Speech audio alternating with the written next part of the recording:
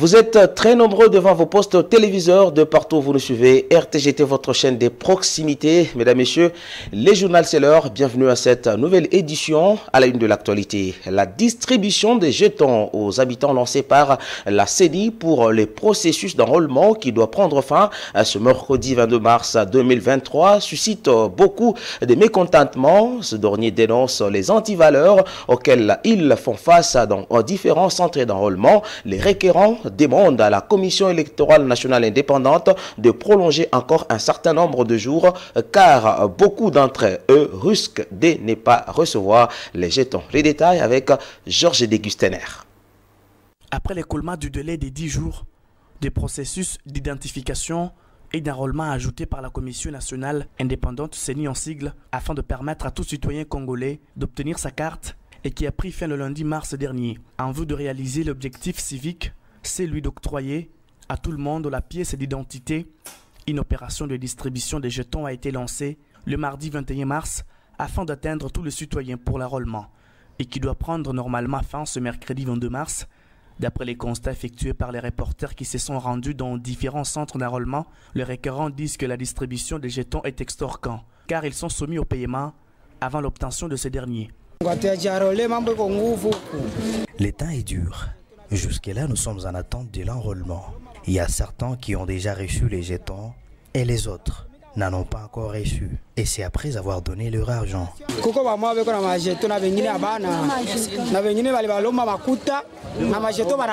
Certains déclarent les prolongements. On n'a pas de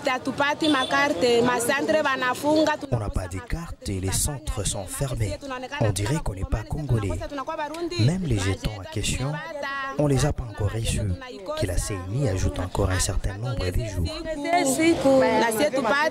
La Commission nationale indépendante était ainsi priée par les habitants de prolonger encore un certain nombre de jours pour la distribution de ces jetons. Le marché de Kamkolobondo connaît plusieurs problèmes, notamment celui du manque d'une parcelle propre au marché. Et face à cette situation, Marie Moulia, administrateur du marché, s'est exprimée dans ce reportage de Gilbert Kayumba. À Kamkolobondo se trouve un marché qui semble rester dans les oubliettes des autorités provinciales du Tanganyika. À en croire l'administrateur de ces marchés, Marie Moulia, qui explique les difficultés auxquelles fait face ce marché en étant dans la concession de la régie des eaux.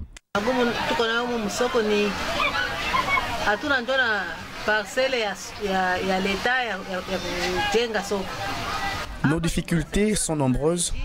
D'abord, nous n'avons pas de parcelle. Ici, c'est la concession de la régie des eaux. Et dans cette parcelle, il y a des conducteurs d'eau de la régie des eaux.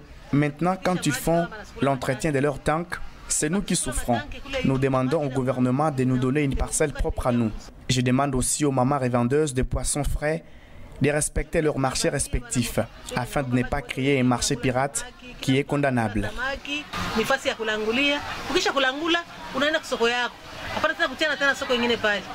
Au-delà d'exprimer leur ras-le-bol, Marie Moulia, numéro 1 du marché Kamkolobondo, a appelé les revendeuses de poissons frais à ne pas créer un marché pirate qui est condamnable, ainsi que les autorités provinciales à leur venir en aide. Que faire pour pallier à la hausse de prix des denrées alimentaires, chose qui gangrène dans la province du Tanganyika, en particulier la ville de Kalemi. Abeli Serge Kaïsavera, j'y arrive, président du conseil urbain de la jeunesse, qui s'est exprimé ce mercredi 22 mars 2023 au nom de la jeunesse, a demandé au gouvernement de fournir de moyens techniques aux cultivateurs afin que la culture des champs locales soit une solution remède à cette sécurité alimentaire. On l'écoute au micro, encore une fois de plus, de Georges Degustener. Nous sommes dans une province, très particulièrement la ville de Kalemi, qui est frappée par l'insécurité alimentaire.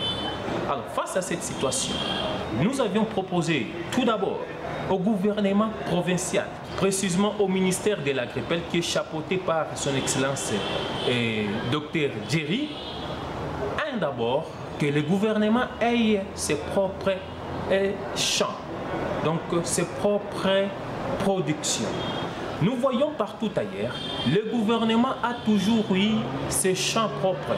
Le gouvernement produit en grande quantité. Nous avions proposé aussi, en dehors d'avoir notre propre production étant gouvernement provincial, nous pouvons toutefois venir en aide aux paysans, des subventions, donner aux paysans des engrais, des semences, mais aussi disponibiliser les ingénieurs, mais aussi sensibiliser aux paysans, à toute la population, d'en avoir, chaque maison d'en avoir même 1 hectare.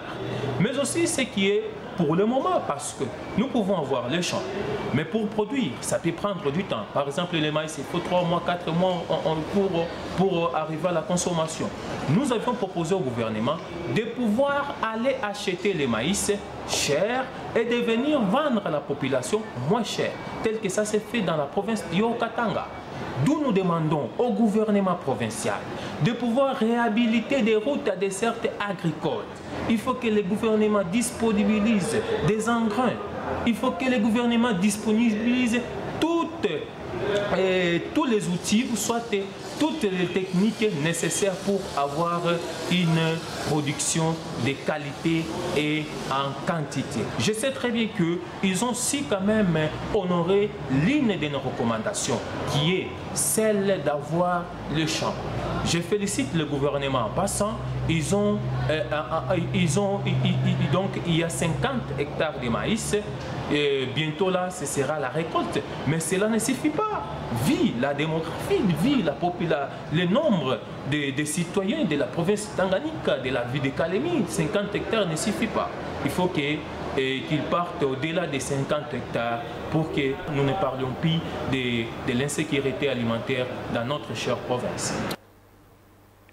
C'est la jeunesse qui se livre à des actes de vandalisme et braquage, alors que cette dernière est censée être un espoir pour un gouvernement de demain fort et solide. Constat relevé par le reporter lors de cet entretien, encore une fois de plus avec Abeli Serge Keisavira, et qui a répondu comme suit.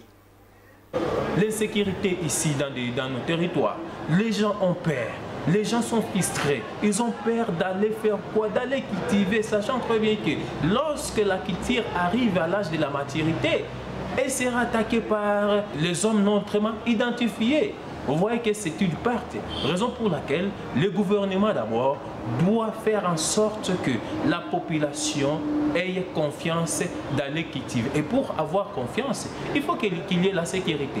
Donc l'insécurité aussi, que nous sommes en train d'enregistrer dans les périphéries en fait, de la ville de Kalemi et dans nos territoires, est à la base aussi de cette insécurité alimentaire.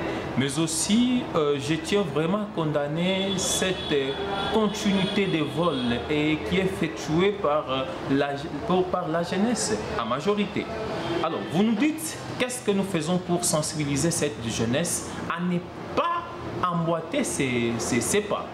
Mais pour sensibiliser, très cher frère, il y a des principes, il y a des normes. Où est-ce que je peux aller sensibiliser? Nous ne sommes pas assistés par le gouvernement provincial. Voudrez-vous que j'organise des ateliers ou soit des conférences avec des jeunes, avec quels moyens? Et donc, ce que je demande au gouvernement, nous particulièrement, moi le président du conseil, je suis déterminé, je suis dynamique à pouvoir aider cette jeunesse. Je demande au gouvernement, particulièrement à la mairie de Kalemi, de pouvoir assister les conseils urbains de la jeunesse, qui est le seul organe qui chapeaute toute la jeunesse. Ce n'est pas les associations à caractère politique, ce n'est pas les partis politiques dont vous êtes en train de leur assister chaque jour. C'est nous, assistez-nous, qu'on puisse effectuer comme il se doit nos tâches. Et vous voyez, messieurs les journalistes, si vous nous posez la question, en d'autres termes, vous nous condamnez, nous, qu'est-ce que nous faisons? Mais nous, de notre part, qu'est-ce que nous pouvons faire sans les moyens? Et donc, nous, de notre part, nous faisons ça via des réseaux sociaux, via des radios, via des télévisions telles que je le fais ici, mais nous n'avons pas assez de moyens pour aller louer les salles pour aller faire quoi? Pour peut-être louer la sonorisation. Nous avions eu les centres des jeunes là-bas, mais les centres des jeunes qui n'est pas équipé, il n'y a pas de chaises. Pour avoir des chaises, il faut normalement louer cela. Mais avec quel argent? Il y a certainement des contraintes d'où nous sommes vraiment confrontés de ça. Et ce n'est pas facile. C'est avec les concours de la jeunesse, mais aussi du gouvernement, qu'on pourra en fait franchir cette phase. La journée mondiale de l'eau a lieu chaque année le 22 mars afin d'attirer l'attention sur l'importance de l'eau douce et de plaider pour la gestion durable de ressources en eau. Dr Adil Kyongo Joël a donné son importance.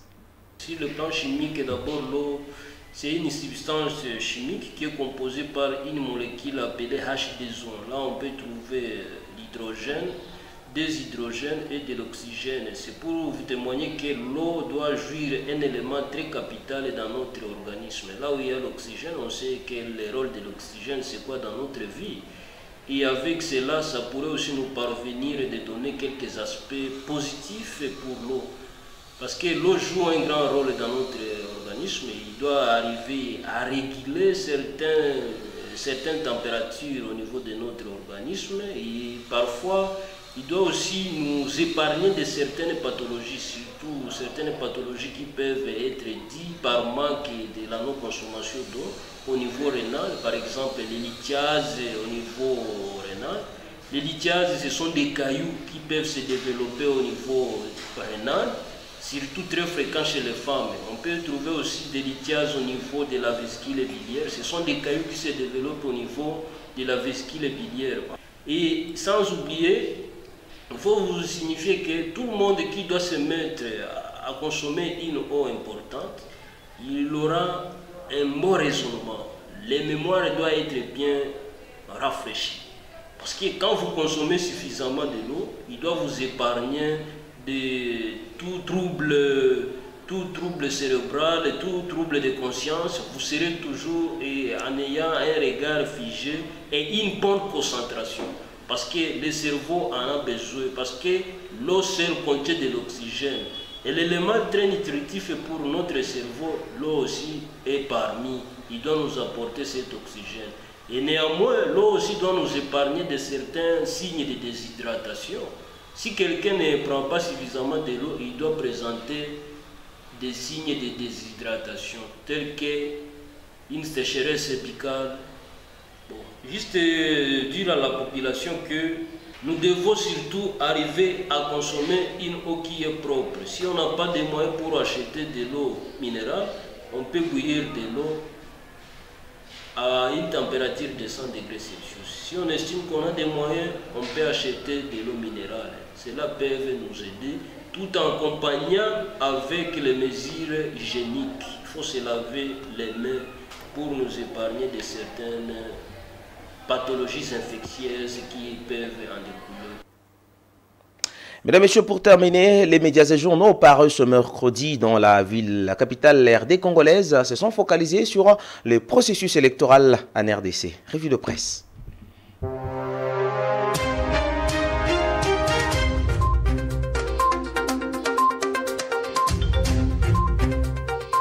Les journaux parus ce mercredi à Kinshasa, dans la ville capitale RD congolaise, se sont focalisés sur le processus électoral en cours en République démocratique du Congo. Mesdames et messieurs, revue de la presse. Denis Kadima salue le patriotisme des Congolais de la diaspora. Titre Congo nouveau en sa machette. Cet hebdomadaire note que le président de la commission électorale nationale indépendante CENI, Denis Kadima, a dirigé une séance de travail le 16 mars courant à Paris en France avec les membres du centre d'inscription situé dans l'ancêtre de l'ambassade de la RDC en France. Selon ce tabloïd, ce travail consistant à évaluer les déroulements du processus d'identification et d'enrôlement des Congolais résidant dans ce pays avant sa clôture. Dans ces mots, indique ce portail, le patron de la centrale électorale a salué le sacrifice des Congolais vivant dans l'Hexagone, dont certains ont quitté l'intérieur de ce pays pour venir s'enrôler à Paris, un acte de patriotisme, selon Denis Kadima. Le président de la CENI a d'abord échangé longuement avec le chargé d'affaires de l'ambassade de la RDC en France, souligne ce journal, faisant office ambassadeur Yves-Patrick Liaou Moleli avant de s'entretenir ensuite avec les équipes de la CENI. Congo Nouveau précise que Denis Kadiman a aussi clarifié les critères ayant conduit au choix des 5 pays pilotes dont les ressortissants congolais participeront à ces scrutins. Nous avons recouru à un nombre de critères pour choisir les 5 pays retenus dans la phase pilote du processus en cours, notamment les pays où résident un grand nombre de ressortissants congolais, mais aussi les pays où les services de l'état civil est fiable concernant l'obtention de papiers. En revanche, nous précisons que les Congolais résidant à l'étranger lors des élections prévues à la fin de cette année ne participeront pas qu'à l'élection présidentielle, a déclaré le président de la CENI, repris dans les colonnes de cet hebdomadaire. Sur la même page, Econews titre « Depuis Paris, Denis Kadima rassure. Je vous dis que le 20 décembre 2023, il y aura élection. » À la CENI, indique cet hebdomadaire, c'est déjà le dernier virage dans les opérations d'enrôlement des électeurs.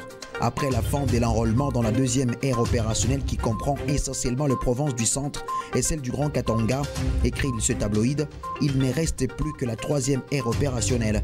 De ce fait savoir ce portail, la CENI pense boucler toutes ses opérations en restant dans le chronogramme qu'elle s'est fixé dans sa feuille de route.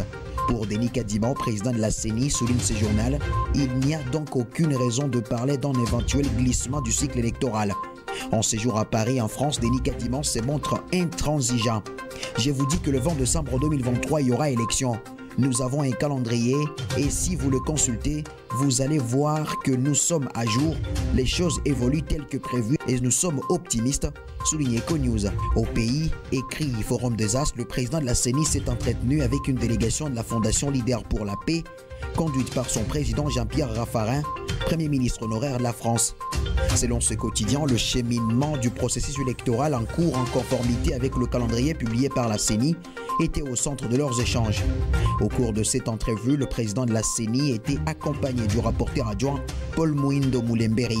À l'issue de l'audience, poursuit ce portail, Jean-Pierre Raffarin a explicité la raison de sa visite à la centrale électorale. Nous sommes une fondation qui travaille pour la paix et la paix s'est traduite souvent par les conditions électorales pacifiques pour que le peuple puisse choisir ses dirigeants dans la responsabilité et la transparence. Nous sommes heureux de constater qu'un processus a été engagé ici. Ce processus nous a été décrit avec précision et professionnalisme. Par ailleurs, note ce journal, le Premier ministre honoraire français s'est montré compatissant au peuple congolais qui fait face à l'insécurité due à la guerre d'agression par le Rwanda via le M23. Entre-temps, la République souligne que la CENI a clôturé les opérations d'enrôlement et d'identification des électeurs dans la deuxième ère opérationnelle ce mardi 21 mars courant. En ces derniers jours de cette phase, poursuit les quotidiens, la centrale électorale a invité les populations des provinces concernées à se saisir de cette opportunité pour obtenir les jetons. Il s'agit de l'unique condition et précaution pour prétendre la carte d'électeur le jour suivant.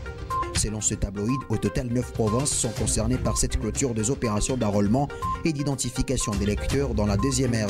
Il s'agit notamment du Haut-Katanga, au Lomami, Lualaba et toute la grande partie du Kasaï.